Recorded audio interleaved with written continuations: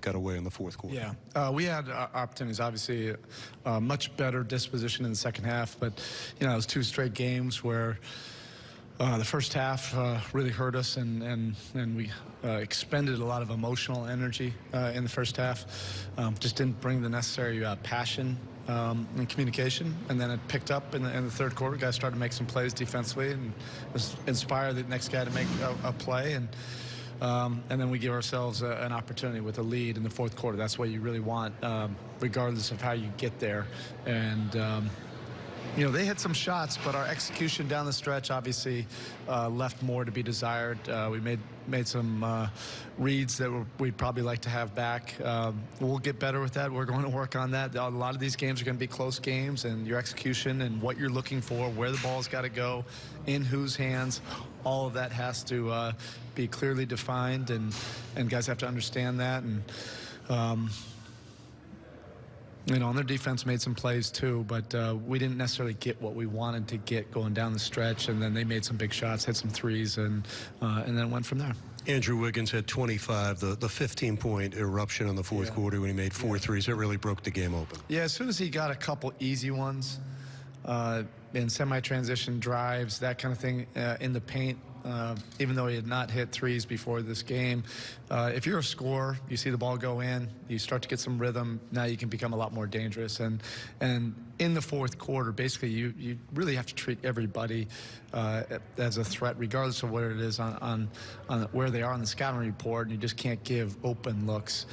For the most part, we were doing a good job closing out the paint in the second half and getting to their shooters, but they got some open ones. Wiggins was fairly open on his looks, and T got a wide open one without a contest, and they made us pay.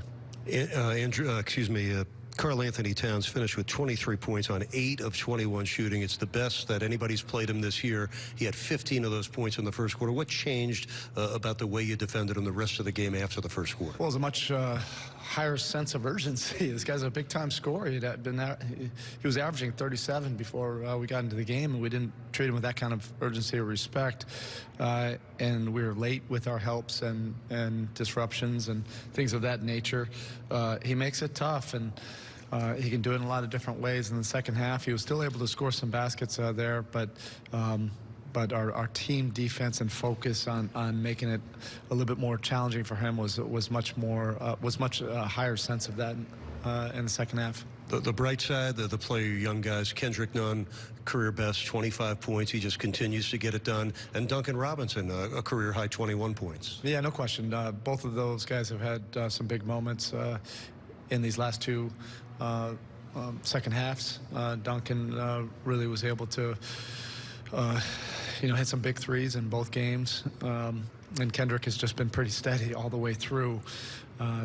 So there's some good things. I'm not even thinking about that right now. Every time you go through one of these tight games, and if you approach it the right way, you'll get better from it.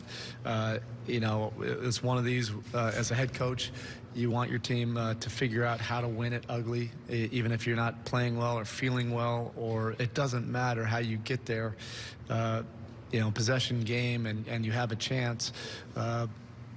You want to see yourselves get over the hump somehow, but you have to credit the Timberwolves. They played great down the stretch, got the stops they needed to, and made big shots. With Kendrick, was it a matter of he just sort of wore down, they put more attention on him, or is it a matter of you got other things going, so maybe that's where it went away a little? Yeah, part of that is them seeing that he was scoring pretty efficiently and treating him with a lot more respect in the second half, particularly in the fourth quarter. And to be fair, I'm not making an excuse, but he's played big minutes both of these games. He's played over 40 minutes, and he's in unbelievable shape. But again, our fourth quarter package and execution will get better. We'll use these as teaching moments. Games like this, when you're maybe shorthanded, you have to go to a variety of players. Does it also let you sort of realize what your palette is that you could choose from going forward? So maybe not a victory, but now you know different players in different spots, where you can spot them and how you can spot them, sort of a learning experience as we go on early in the season. Yeah, I have confidence in our guys. I think more than anything, it's good for them to go through that, to see how they can be used, and even a guy like KZ or Chris, being thrown in there, and these are important minutes, and just to make the most of those minutes, and it might just be a short stint, and it might be based on, who's out there. So I want our guys to understand that every single game, if you're in uniform, you could get thrown in there because I have confidence in them, and the team has confidence in them. To get to know you getting Jimmy back, obviously there's enough after preseason and everything. I assume even without practice tomorrow, there'll be a comfort if he is there Tuesday just to move forward as planned. Yeah, he's our guy. He'll play. I'm not planning on resting him. Robinson, Duncan, I know it was a loss, but you just had the best NBA game of your career with 21 points. So how good did it feel out there? It felt good to get a little bit of a rhythm. It's kind of what I've been searching for throughout this preseason and these first couple of games, just trying to get more and more comfortable. But obviously, you want to do that in a winning effort. Everybody knows you got a great three-point shot. They play you for that, and you're doing some other things. You had some really timely cuts to the basket tonight. I appreciate it. Yeah, that was definitely an emphasis going into this game, and just something we've been trying to do more of as a team. Just getting cuts to the basket.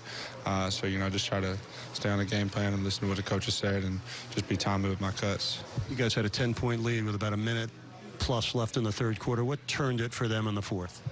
I think we didn't do a great job just getting stops.